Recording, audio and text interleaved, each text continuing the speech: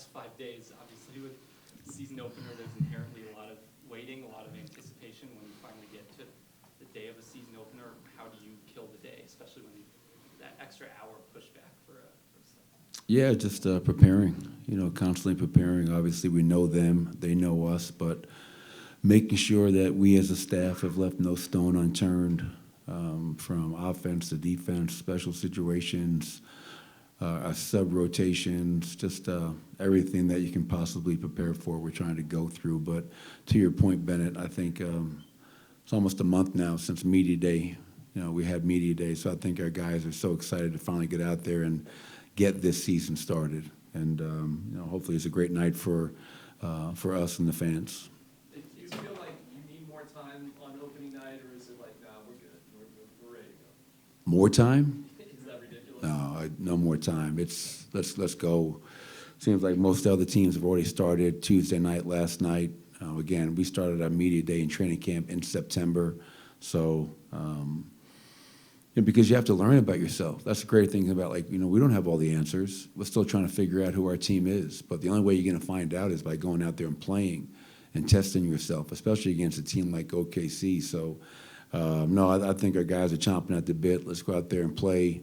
And we're going to make some mistakes, obviously, and that's great for us as a coaching staff to be able to show some film. And this is what we did well. These are the areas that we can clean up.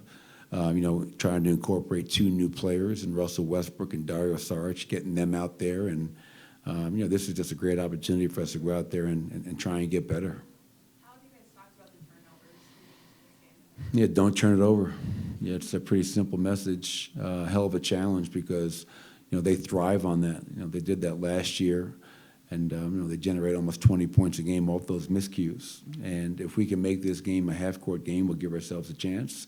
If this game is similar to the preseason matchup or the 3 losses last year, obviously we'll give ourselves that much harder of a time, Katie. But I think our guys understand, no matter who you're playing, you don't want to turn the ball over.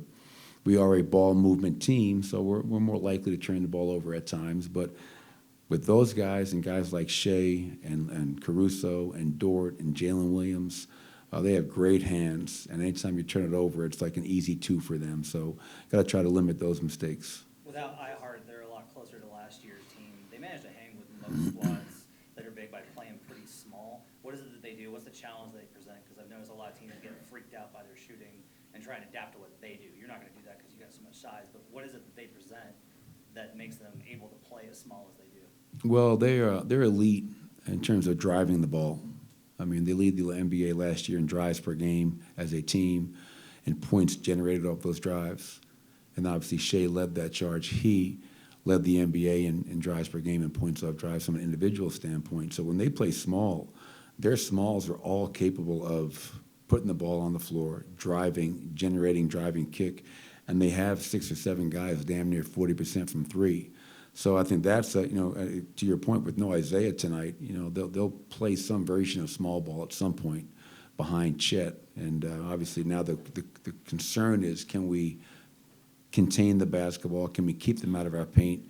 And hopefully that allows you to control the 3-point line. And, I think our guys are ready for that challenge, but we'll find out. Obviously, it's opening night. Is there added versus game given how everything shook out with this team last year?